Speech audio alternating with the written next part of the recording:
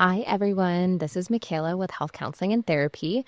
I am doing a different segment today where I have actually collected questions from people in my life who know me as a therapist, not clients, and have just some curiosity around the job and what it means and what it looks like for me in my day to day.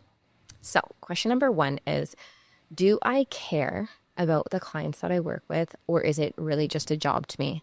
Um, Long story short, I care very deeply about the clients that I work with.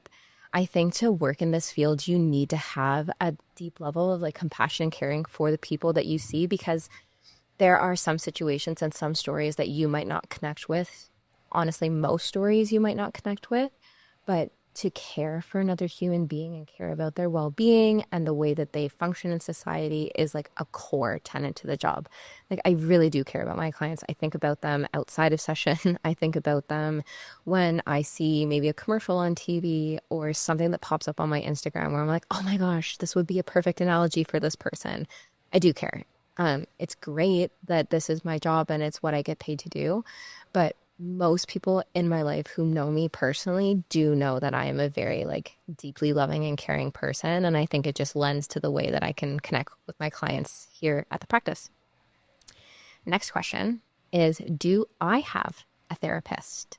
I do have a therapist. I have a therapist that, well, I've tried a couple different therapists actually, and I do say this to clients all the time. It's important to test out different therapists, figure out what works for you. There are going to be different people at different times in your life that might connect on what you need at any given moment. So I have had a couple different therapists and worked through some pretty big things in my life.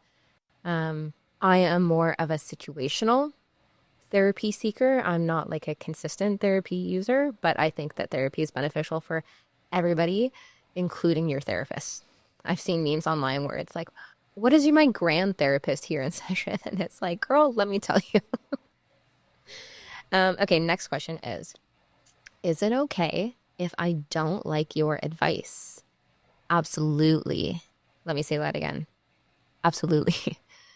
You are an individual person. If I am recommending something to you in session and you are like, that's not going to work for me, or that's not going to work for this relationship, or this dynamic is so much more complex that a simple conversation or setting a boundary is not going to work, that is okay to tell me. I think it's actually really helpful for clients to be able to practice using their voices and be able to practice saying in session with a therapist who is not going to jump down your throat. I promise you, a good therapist will not jump down your throat for saying, no, I don't like that. They might push and be curious as to like, why? Have we tried this before? Are we shutting ourselves down to new experiences or new opportunities? Or is just something that you truly know about yourself that will not connect and will not work for you? And that's fine.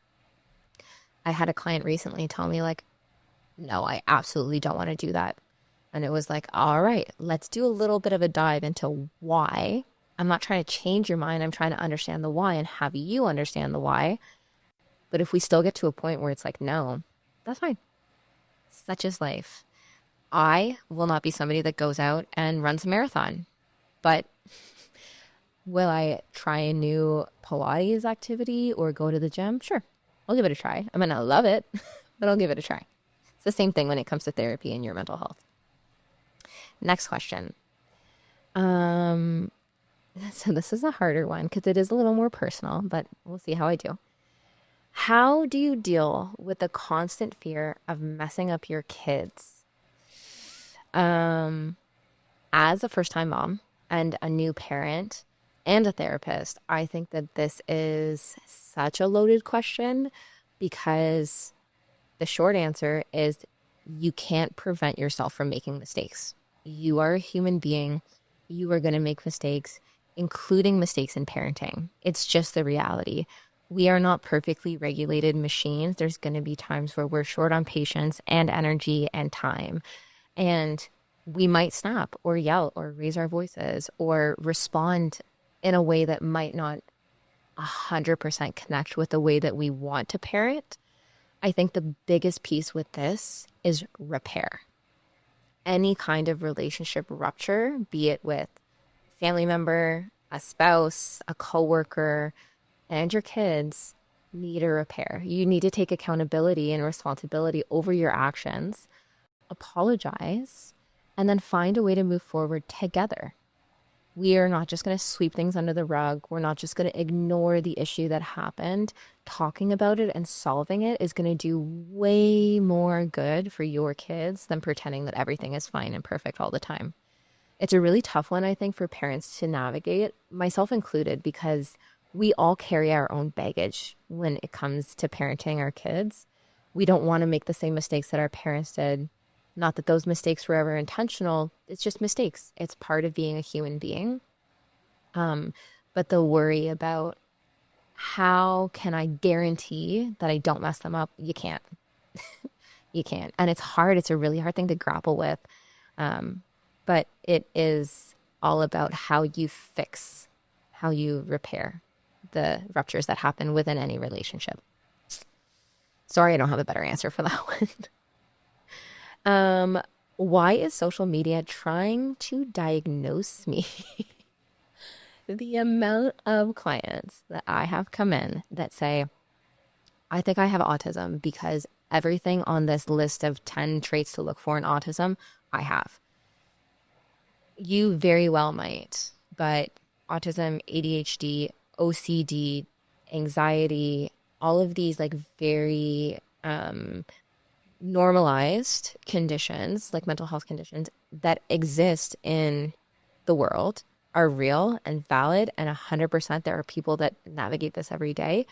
When we try to start self-diagnosing these reels or memes or whatever it is that pops up online, they usually highlight very, very common, just human traits, just social behaviors or issues that people have. When we think about how we function in society, we're all kind of raised in this bubble. I mean,